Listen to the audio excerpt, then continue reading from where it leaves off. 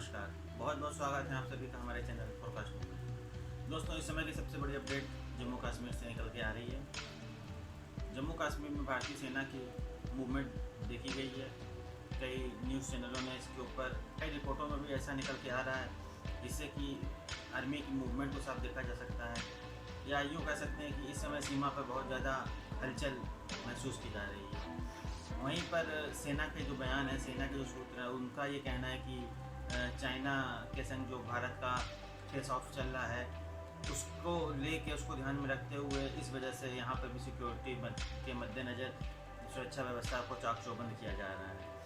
लेकिन दोस्तों, बताते चलें आप लोगों को कि अचानक एकाएक इस तरीके से कुछ हलचल दिखाई देना बॉर्डर पर, ये कुछ न कुछ बड़ा करने या बड़ा होने की से देखा जा सकता है इस पूरे वाक्यों को। जैसा कि हमारे गवर्नमेंट और हमारे जो रक्षा मंत्री हैं राजनाथ सिंह जी, और जो हमारे गृह मंत्री हैं अमित शाह जी, उन्होंने सीधे तौर पर इस बात को कहा है, कई जगहों पे कहा है कि हम अपना जो हमारा क्षेत्र है पीओके गिलगित बाल्टिस्तान, हम उसको लेंगे।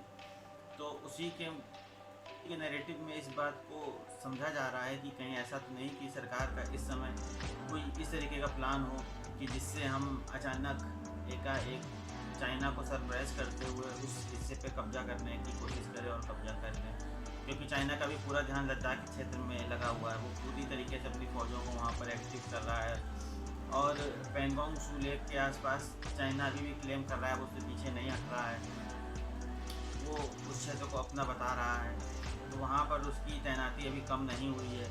और सैटेलाइट इमेज जो भी लेटेस्ट आई हैं, उसमें भी ये देखा गया है कि काफ़ी वहाँ पर चीन के टैंक वगैरह और मिलिट्री व्हीकल स्पॉट किए गए हैं उस क्षेत्र में। तो उसी नज़रिए से चाइना का ध्यान अभी उधर है। और जब इस तरीके से अगर कोई कार्रवाई पाकिस्तान के ऊपर अगर भारत करता है पीओके को लेने के लिए, तो ये चाइना के लिए एक बहुत बड़ा सरप्राइज़ होगा। और मेरे नज़रिए से दोस्तों, मैं ऐसा सोचता हूँ ये सही समय है, अब कुछ ना कुछ करना चाहिए इसको लेके, क्योंकि हम पूरी तरीके से चाइना से घिरे हुए हैं एक तरीके से। क्योंकि जिस प्रकार से चाइना अपनी इस समय चाइना हो चुका है, उसका कोई भरोसा नहीं वो कब युद्ध छेड़ दे।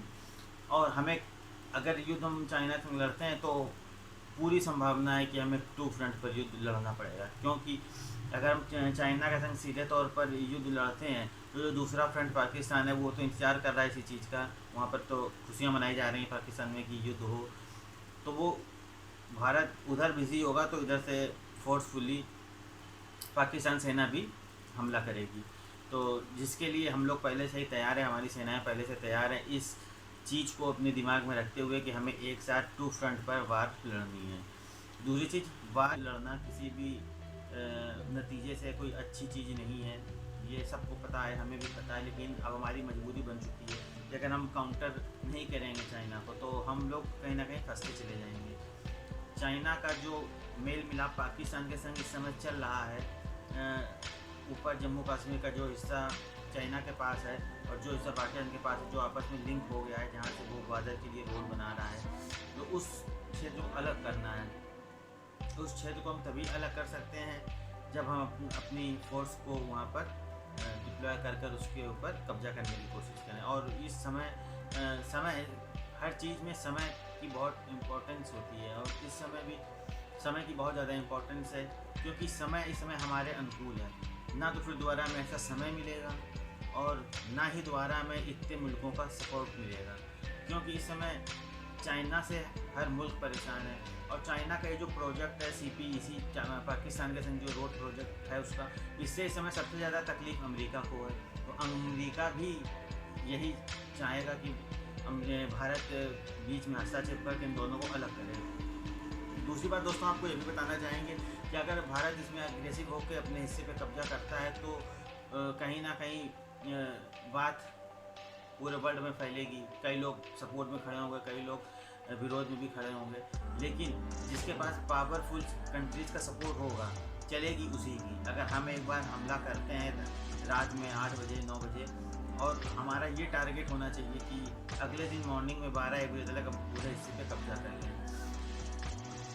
दूसरी चीज़, जितनी जल्दी हम इस क्षेत्र को अपने कब्जे में ले लेंगे, उसके बाद पाकिस्तान चाहे जितना रोए, रोना कुछ नहीं है। जैसे कि अभी 370 और 35A पे पाकिस्तान खूब रोया, पूरे मुल्कों में घूम घूम के उसने विज़िट की, सबके आगे रोया गिड़गिड़ाया, लेकिन कुछ नहीं हुआ।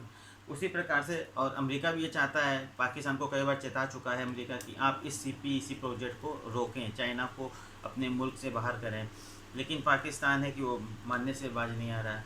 और दोस्तों, एक चीज़ मैं और बताना चाहूँगा, भारत को जिस प्रकार से समुद्र के क्षेत्र में चाइना ने घेर रखा है, आप इस फ़ोटो में थोड़ा सा एनालाइज करिए।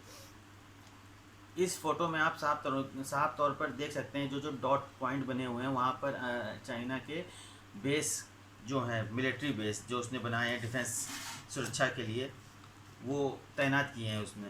इसमें सबसे पहले अगर हम बात करें तो वो है कोको आइलैंड, ये म्यांमार के पास है। ये आपको दिखाई दे रहा होगा कोको आइलैंड के पास, जो म्यांमार है, म्यांमार के अंडर में आता है कोको आइलैंड। यहाँ पर भी एक एग्रीमेंट हो चुका है म्यांमार के साथ चाइना का, यहाँ पर भी उसका एक मिलिट्री का बेस बना हुआ है। अब आगे बढ़ते हैं, बांग्लादेश का चिटगोंग में भी चाइना का मिलिट्री बेस बना हुआ है, पोर्ट बना हुआ है। और आगे बढ़ते हैं, श्रीलंका का हम्बनटोटा, वो भी उसने ले लिया है लीज पे 99 सालों के लिए श्रीलंका से। यहाँ पे भी उसने अपने जो है कई बेड़े और पनडुब्बियों वगैरह को तैनात कर रखा है। फिर और आगे बढ़ें, मालदीव के बाद फिर ग्वादर पाकिस्तान का है, जिसको वो डेवलप करने में लगा है। डेवलप हो चुका पोर्ट तो कुछ तरीके से डेवलप हो गया है, लेकिन वो CPEC प्रोजेक्ट उसका जो है रोड वाला वो चल रहा है, वो नहीं हुआ, और ये ऑपरेशनल भी हो चुका है ग्वादर तो। उसके बाद जिबूती इथोपिया के पास है एक बेस, समुद्र से लगा हुआ जिबूती। इस पर तो उसका बहुत तगड़ा इन्फ्लुएंस है चाइना का। आप इस तरीके से देखिए, अगर सबको जोड़कर तो पूरा भारत उसकी रेंज में आ गया है, नीचे से पूरा भारत उसकी रेंज में आ गया ऊपर तक। अब जहाँ पर ये समुद्र की सीमा ख़त्म होगी, ऊपर वहाँ पर जहाँ पर म्यांमार की सीमा है, म्यांमार के ऊपर अरुणाचल प्रदेश से पूरा भारत उसके सीमा से लगता हुआ, नेपाल छोड़ दें अगर, तो फिर आगे आप देखेंगे लद्दाख में भी उसका बॉर्डर लग रहा है। अब लद्दाख में जो बॉर्डर लग रहा है, वहाँ से फिर वो पाकिस्तान, अब वो पाकिस्तान के थ्रू पूरा घुसने की कोशिश कर रहा है, मतलब ऊपर से भी पूरा घेर रखा है उसने भारत को, और नीचे से भी पूरा घेर रखा है। अब बात वो ये भी चल रही थी कुछ दिन पहले कि चाबहार बंदरगाह को लेके, लेकिन अब उसकी रिपोर्टें आ गई हैं ऑफिशियली तौर पर। जो ईरानी गवर्नमेंट है उसने मना किया कि ऐसा कोई भी हमारा इनिशिएटिव नहीं है, हमने नहीं मना किया है। ये फेक न्यूज़ फैलाई जा रही है मीडिया में, कुछ मीडिया चैनल हैं जिन्होंने फालतू की रिपोर्ट बनाकर इसको प्रोपोगंडा बनाकर मार्केट में घुमा रहे हैं इस रिपोर्ट को। तो अब जब ये ऑफिशियली ईरान ने ऐसा कह दिया है, तो सबके मुंह बंद हो गए हैं, पाकिस्तान पे भी मुंह बंद हो गए हैं। तो दोस्तों, दूसरी चीज़, हम पाकिस्तान की बात कर रहे थे, POK और गिलगित बाल्टिस्तान की बात कर रहे थे, क्योंकि काफ़ी मूवमेंट देखी गई है POK में, जम्मू कश्मीर के पूरे रीजन में सेना की उपस्थिति को लेकर। तो उससे जो बुद्धिमान लोग हैं उन्होंने यही निर्णय निकाला कि हो सकता है फिर कुछ बड़ा करने वाली है मोदी सरकार, और कुछ सरप्राइज़ करने वाली है मोदी सरकार। अगर इस तरीके का कोई सरप्राइज़ होगा, तो आप सीधे तौर पर इस चीज़ को ध्यान रखिए कि चाइना जो जितना इन्फ्लुएंस उसका पाकिस्तान में है, अगर हम उसको ब्रेक कर देते हैं बीच से, तो उसमें सबसे ज़्यादा फ़ायदा भारत का ही होगा, क्योंकि हमें तो पहली चीज़ लैंड मिलेगा, और उस लैंड के साथ साथ हमें अफ़गानिस्तान से सीधे कनेक्ट होने का एक रास्ता मिलेगा, जो हमारे लिए बहुत ही ज़्यादा इम्पोर्टेंट है। अगर ये रास्ता हमें मिल जाता है दोस्तों, तो हमें फिर समुद्र के रास्ते चाबहार बनाने और चाबहार से रेलवे लाइन बनाने की कोई ज़रूरत नहीं पड़ेगी।